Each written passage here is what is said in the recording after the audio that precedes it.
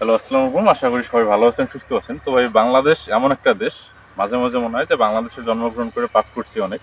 বিশেষ করে আপনি দেখবেন যে বিশ্বের সবগুলো দেশেই যারা সাধারণত কৃষিকাজের সঙ্গে জড়িত, তাদের আলাদা রেসপেক্ট করে এবং তাদেরকে অন্যরকম একটা চোখে দেখা হয়। কিন্তু আমাদের দেশে যতই মানুষ বলুক যে না কৃষিকাজ সম্মানের পেশা, কৃষিকাজ হালাল রোজগারের, হ্যাঁ ঠিক আছে কৃষিকাজ হালাল রোজগারের, কিন্তু আপনি যখন রিয়েলিটিতে যাবেন তখন কৃষককে আর ওই পরিমাণ কেউ সম্মান করে না।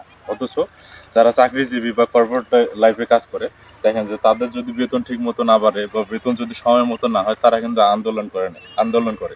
কিন্তু আপনি কখনো দেখছেন কিনা জানি না, আজ পর্যন্ত কখনো এমনটা হয় না যে কৃষিকাজে যারা কৃষক তারা কখনো আন্দোলন করছে যে না আমার এটার দাম কমছে বা এটার দাম বাড়ছে, এরকম খুব কম হয়। তো কথা সেটা না, আপনারা যারা খামার করেন এবং ডেইরি সেক্টরে আছেন তাদের জন্য এই ভিডিওটা। তো এই সময়টায় আপনারা দেখতে পাচ্ছেন যে ঘাসের জমির জন্য ঘাস লাগানো হচ্ছে। তো এটা আমরা আজকে লাগাচ্ছি হচ্ছে নেপিয়ার ঘাসটা। তো নেপিয়ার ঘাসের আপনারা যদি সর্বোচ্চ ফলন পেতে চান, আপনাদের অবশ্যই সাধারণত যেহেতু বর্ষার পানিতে এটা হয় না, আপনাদের উঁচু জমিতে এইটা চাষ করতে হবে। আর হচ্ছে আপনারা বেড করে নেবেন যাতে বর্ষার পানিতে যখন এগুলোর মধ্যে পানি হবে তখন যেন এই আপনাদের যদি এভাবে আমাদের গ্রামের ভাষায় এগুলোকে ক্যালেন বলে, আপনাদের ক্যালেনের মধ্যে এসে পানি জমাবে আর একটা লাইন বাই লাইন করবেন। আর এখন যদি আপনাদের কাছে পানির যদি ব্যবস্থা থাকে, আপনারা পরবর্তীতে পানি দিলে খুব তাড়াতাড়ি গাছগুলো আর কি এখান থেকে দ্রুত বাড়বে।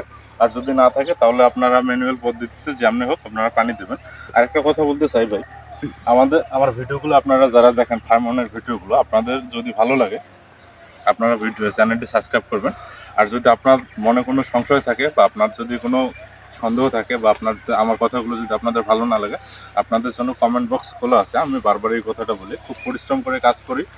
আপনাদের যদি ভালো লাগে ভাই, আপনারা অবশ্যই চ্যানেলটা সাবস্ক্রাইব করবেন এবং সবাই ভালো থাকবেন, সুস্থ থাকবেন। দেখা হবে আগামী ভিডিওতে নতুন কোনো জিনিস নিয়ে। সে পর্যন্ত আল্লাহ হাফেজ।